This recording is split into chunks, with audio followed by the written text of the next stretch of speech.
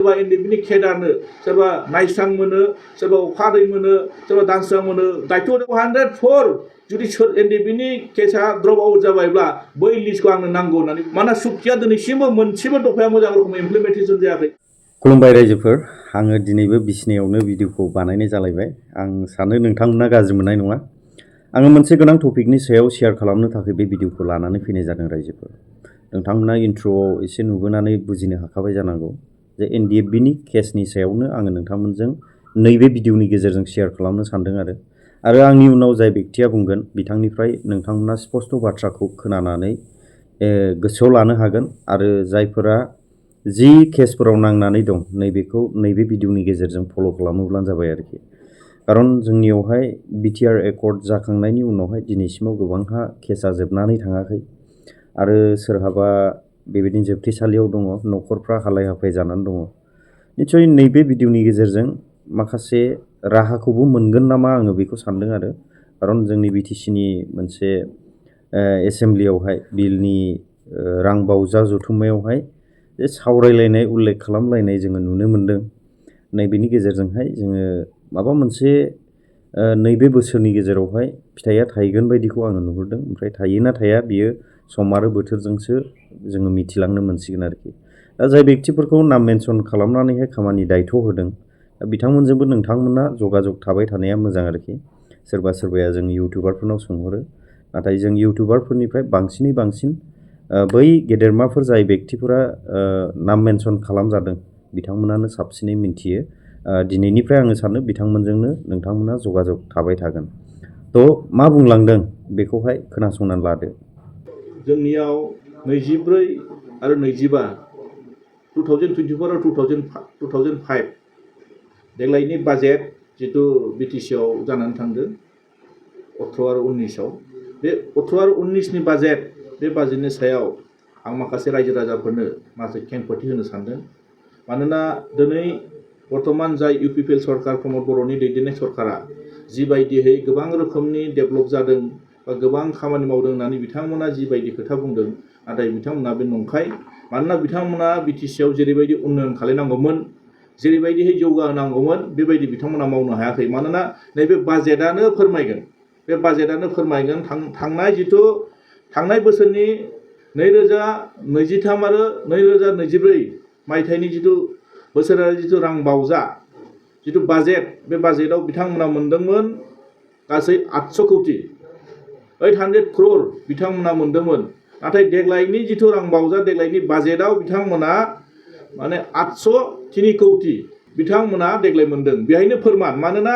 बिथांमोना बिराद मावदों होननानै रायजो राजानि गेजेराव जिबायदि बाथ्रा बुङो बे गासिबो नंखाय। बिथांमोना मावनो हायाखै। बिथांमोननि खामानि मावनायनि सायावनो जों मोनसे नोंथांमोननि सिगाङाव रोखायै फोरमायनो सानदों। बिथांमोना थांनाय बोसोरनि जितु फैसा हरनाय एसअइडि फान्डनि बे एसअइडि फान्डआव बिथांमोना रोखायै बिथांमोना फोरमायदों गासै बेहाय आनस्पेन्ड बिथांमोना खरसा खालामनो हायाखै। 800 कौटिनि गेजेराव बिथांमोना खरसा खालामनो हायाखै। गासै 140 crore 87 लाख बिथांमोना थांनाय बोसोरनि फैसाखौ खरसा खालामनो हायाखै। बे फैसा अलरेडि दिनैसिमबो बिथांमोननि आखायाव गैला। अलरेडि बे फैसा रिटार्न थांफिनसिगोन। मानोना दिनै बिथांमोना बुंनो नागिरदों बिराद खामानि मावदों। दिनै फैसाया मानो दिनै खरसा खालामनो हायाखै बिथांमोना दिनै बुंनो नागिरो जों बिटिसिआव गोबां रोखोमनि खामानि मावबाय, गोबां रोखोमनि डेभेलपमेन्ट जाबाय। बिथांमोना जितु रांखौनो जुदि खरसा खालामनो हायाबा बबेयाव डेभेलपमेन्ट जादों? नंखायनो आं दिनै रायजो राजानो बेखौ रोखायै फोरमायनो सानदों। बिथांमोना बुंनाय बाथ्राया नंखाय। खोथायाव बिराद मोजां खोथा बुङो बिथांमोना। बिराद डेभेलपमेन्टनि खोथा बुङो, उन्नयननि खोथा बुङो। नाथाय दिनै जों नुनो मोन्दों एसअइडि फान्डनिफ्राय जितु फैनाय फैसा, बे फैनाय फैसाखौनो बिथांमोना खरसा खालामजोबनो हायाखै। बेनोथ' फोरमान ना। नंखायनो आं दिनै नोंथांमोननि मिडियानि जुगिदि आं रायजो राजानो फोरमायनो सानदों। बिथांमोना दिनै 140 crore दिनै बिथांमोना जायफोर लायबिलिटिस दं, जायफोर दिनै ठिकादारफोर बिथांमोननो मानो बिलखौ होनो हायाखै? बेफोर खोथाखौ जों बिथांमोननि सिगाङाव सोङोब्ला बिथांमोना माखासे नंखाय फोलानानै बिथांमोना बाथ्राखौ माने खोमानानै दोननो नागिरो। नंखायनो दिनै जों रायजो राजानि गेजेराव फोरमायथारनांगोन आरो बुंथारनांगोन बिथांमोना दिनै बेसेबां डेभेलपमेन्ट खालामदोंब्ला दिनै थाखाया मानो बारा फैयाखै? दिनै जों मिथिगौ बोसोरफ्रोमबो 10% खरि जोंहा इनहेन्स जानांगौ 10% खरि जोंहा इनक्रिज जानांगौ बारायनांगौ दिनै मानो बारायाखै बिथांमोना थारमाने मावनो हायाखै नंखायनो दिनै बिथांमोननि बुंनाय जेसेबांनाखि मिशनानो ला बिजनानो ला बिथांमोना थांखिखौ रायजो राजानो सिगाङाव दोननानै फोरमायो खिन्थु दिनै बिथांमोना बे थांखिखौ मावफुंनो हायाखै नंखायनो आं दिनै माखासे रायजो राजानि गेजेराव बेखौ फोरमायनो सानो जों अपोजिसन जानानै माखासे रायजोनि गोसोनि साननाय बाथ्राफोरखौ जों फोरमायदों जों सोंदों रायजो राजाफोरनि खोथाफोरखौ जों बुंदों आरो बेखौ बिथांमोना दिनै बुंनो नागिरो गासिबो खामानि मावजोबनाय खोथा बुङो दिनै नंखाय खोथा फोलादों बिथांमोना दिनै एमअएसनि गेजेरजों 1500 कोटी थाखा फैनाय बेखौ दिनैसिमबो बिथांमोना थाइसेबो थाखा लाबोनो हायाखै दिनै मात्र बिथांमोना जोंनो हिसाब होदों जों सोंदोंमोन जे एसेम्ब्लियाव नोंथांमोना बे 1500 कोटी थाखानि गेजेराव दिनैसिम मा प्रजेक्ट दिनै नोंथांमोना लाबोना होफैनो हाखो मा मावखो दिनै बिथांमोना जोंनो मोनसे थयथ होदों बे थयथआव दिनै बिथांमोना मात्र 6टा प्रजेक्ट अलरेडि बिथांमोना लाबोबाय होनना बुंदों बिनि गेजेरावबो दिनै बे 6टा प्रजेक्टआव बिथांमोना माने 115 करोड़ 71,000 नि अलरेडि बिथांमोना बे खामानिखौ स्टार्ट खालामबाय होनना बुंदों दिनैथ' मावजेनाखैनो बिथांमोना टेन्डार प्रसेस जादों होनना बुंदों दिनै खामानिया मावाखै थारमाने थाइसेबो फैसा फैयाखै बेथ' फोरमाना नंखायनो दिनै बिथांमोननि बुंनायजों आरो बिथांमोननि मावनायजों मोनसेबो गोरोबा थगायजोबनानै बिथांमोना जोंखौ थगायना दोननो नागिरदों दिनै जों सोंदों बिथांमोननि गेजेराव आरो जों सोंबावदों बुंदों बिथांमोनखौ नोंथांमोना जे बिराद गिदिर खोथानि बुङो बाथ्रा बुंबाय थादों दिनै जोङो नुनो मोनदों जे बर्तमान बिटिसिआव जि अबस्था जि थासारियाव दिनै नुनो मोनदों जोंनि जायफोर माने जोंनि एनडिएफबि सेंग्राफोरनि अबस्थाखौ जों सोंनाय जादों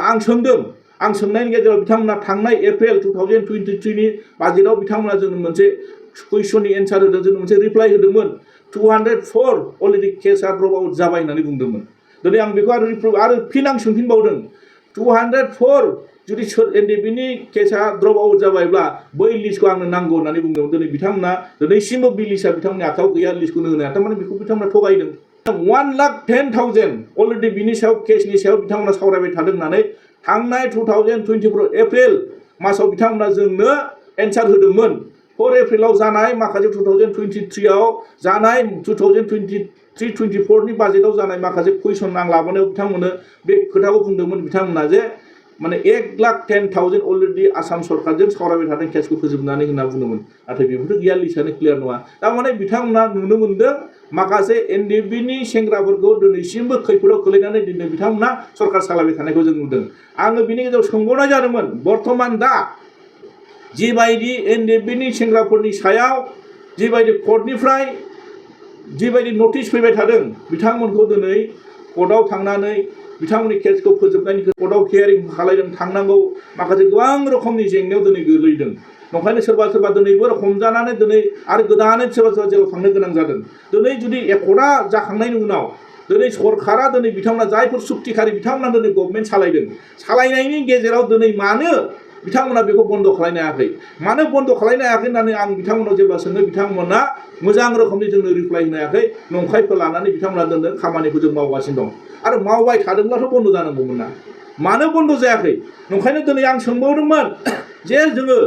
एनडिएफबिनि सेंग्राफ्रा सोरजों लिंक लाखिनानै दिनै केसखौ फोजोबनांगौ जाखो बिथांमोनखौ जेब्ला लोगो हमनो थाङो बिथांमोनखौ अफिसाव लोगो मोना बिथांमोननि जिथु माने चेम्बाराव थांब्लाबो बिथांमोनखौ लोगो मोना अब्ला दिनै एनडिएफबिनि सेंग्राफ्रा गावनि पकेटनिफ्राय काइलिपारायाव थांनानै आसामनि माखासे एडिजि बिथांखौ लोगो हमनानै दिनै केसखौ माने हिरेननाथ बिथांखौ दिनै थांनानै केसखौ फोजोबना लानो थाखाय बिथांमोना बाथ्रा बुंदों बिदिनो जायाना जोङो बुंदों जुदि जोंनि सेंग्राफोरनि केसखौ फोजोबनोब्ला दायथ' लानांगोन बर्तमान सरकारा सुक्ति खालामना फैदों सुक्तिखारिफ्रानो दिनै गभर्नमेन्ट सालायबाय थादों सोरबा एनडिएफबिनि केडारनो सोरबा नायस्रां मोनो सोरबा अखा दै मोनो सोरबा दानस्रां मोनो दायथ' होदों आं मोजां मोनदों खिन्थु दिनै बे होननानै दिनै बिथांमोननो दायथ' होनानै फोजोबना दोनबाथ' जानाय नङाना मानोना दिनै पाब्लिक प्रसिकिउटर सासे होनांगोन बेहाय बिथाङा दिनै पाब्लिक सासे जों मोजां लिंक लाखिनानै बे केसखौ फोजोबनायनि दायित्वखौ दिनै जों बै मानसिजों लिंक लाखिलायबासो जोङो मोनसे हाइ लेभेल कमिटि दानानै पलिटिकेलि जितु बे सिस्टेमनि गेजेराव बर्तमान गभर्नमेन्ट सालायबाय थानाय इउपिपिएल सरकार सालायबाय थानाय बिथांमोनाथ' सुक्ति खालामना फैनाय लिडारफ्रानो दिनैहाय ज' जाना दंना नंखायनो दिनै नुदों बिथांमोना मोनसेबो मोजां खामानि मावनो हायाखै थगायनानै माखासे बिटिसिनि जिथु मोननाय थाखा फैसा बिथांमोना जिबायदि धरनाव उन्नयन जिबायदि धरनाव उन्नति खालामनांगौ दिनै मोनसेबो रोखोमै बिथांमोना खामानि मावनो हायाखै आरो जों सोंबावनाय जादोंमोन बर्तमान बिटिसिनि जि रोखोमाव दिनै हा हुनि जेंनाखौ लानानै जों सोंनाय जादों जे बिटिसिआव गोबां रोखोमाव जों सार्कल अफिसाव थाङोब्ला मण्डल कानुनगो बिथांमोनजों सावरायोब्ला सामायन' नोंनो लेन्ड हल्डिं सार्टिफिकेट दिहुननो थांब्लाबो जों फैसा होनांगौ जायो दिनै बिथांमोननो दिनै सरकारा सेलारि होनानै बिथांमोननो दिनै माखासे सिस्टेमाव दिनै बिथांमोनखौ खामानि मावनो थाखाय दिनै दायित्व होनायावबो दिनै जोङो माखासे अफिसियेलि जोंनो माखासे डकुमेन्टस नांगौ जायोब्ला फिसा फिसा सिस्टेमाव दिनै थांनानै जोङो बिथांमोननो खामानि मावनो थांनायावनो जुदि रां होनानै दिनै जों थांनांगौब्ला दिनै सरकारा मा खालामबाय थादों होननानै आं सोंनाय जादोंमोन आरो जि धरनाव जोङो बिटिसि 6 सिडिउलनि सिङाव थानाय हिसाबै बे हायानो जोंनि बिनि थाखायनो जों आन्दलन खालायदों बे हाखौनो जोंनो नांगौ होननानै दिनै आन्दलन खालायदोंब्ला दिनै जि धरनाव बिथांमोना प्रिमियाम होदों बे प्रिमियामखौ बेच खालामनानै सोरबाफोर गावनि नामजारि खालामनो थाङोब्ला रावबो हाखौ माने दिनै नामजारि खालामनो हाया टाउन ओनसोलाव दिनै जिबायदि धरनाव प्रिमियाम होनांगौ जायो 20 लाख 30 लाख दिनै पार बिगा दिनै होदों गामि ओनसोलफ्राव दिनै 5 लाख खरि होदों नोङो 75% दिनै एसटिआ होनांगौब्ला 100% जेनेरेल मानसिफ्रा होनांगौब्ला दिनै बे हाखौ दिनै जों मोनहै गावनि नांगौनि आइडि खालामना लानो हानो ओंखायनो गासै जेंनाफोरखौ बिथांमोना बोस्रांनो नाजायाखै थांखिया बिथांमोना मोरै थाखा बुथुमनो हागोन बिथांमोना बेखौल' नोजोर होबाय थादों दिनै बिटिसिआव कारापसना दिनै जोबाखै कारापसन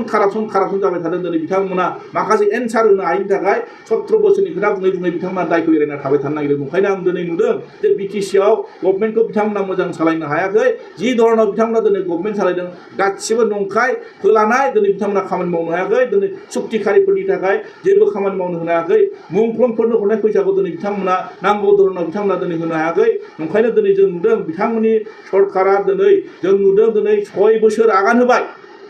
6 बोसोर आगान होबाय दिनै बिटिआर दिनै बिथांमोना बुंबाय थादों बुंथों नामा सोलायनांगौ सोलायदों जा बुंनांगौ दरखार गैया बिथांमोना दिनै जि बाथ्रा होदों मावनांगौ जों बेखौ खावलायदों मावनो हायोब्ला बिथांमोना दिनै रायजो राजानि सापर्ट मोनगोन दिनै मावनो हायाखैना मानोना सुक्तिया दिनैसिमबो मोनसेबो दफाया मोजां रोखोमै इमप्लिमेन्टेसन जायाखै गासिबो आद्रा खिथिया जानानै दङ दिनै नंखायनो दिनै बिटिसिनि दफाखौ दिनै मावफुंबाय थादों होननानै बुंबा जानाय नङा डिपार्टमेन्टआ दिनैसिमबो मोनसेबो बारा फैयाखै दासिमबो फैसाया दिनै थाइसेबो बारा फैयाखै दिनै बिथांमोना माखौ मावदों होननानै दिनै बुंबाय थादों नंखायनो दिनै गावसिनि गोसो सिङाव थिखुमानानै दोननाय माखासे लुबैनाय खामानिखौ दिनै बिथांमोना सोरनिबा सायाव खिथेर होखारनानै दिनै बिथांमोना खामानिखौ आदाय खालामना लानो नागिरबाय थादों ओंखायनो रायजो राजा नोंथांमोन जोंहा सम सफैबाय बिथांमोना जे थगायसुला बिथांमोना जे थगायनानै सरकार सालायबाय थादों नांगौ रोखोमनि दिनै डेभेलपमेन्टनि स्किम जेबो मावनो हायाखै बे बाजेटआनो दिनै बे 2024 माने 2024 आरो 2025 मायथाइनि जिथु बाजेट बे बाजेटआनो रोखा रोखा फोरमायदों ओंखायनो दिनै बे सरकारखौ सम सफैबाय रायजो राजाफ्रा डिसिसन लानानै सम बायदियै बिनि फिननायखौ होनो थाखाय आं साफ्रोमबो रायजो राजा साफ्रोमबो भटारखौ आं खावलायनाय थाबाय आरो गोजोन्थों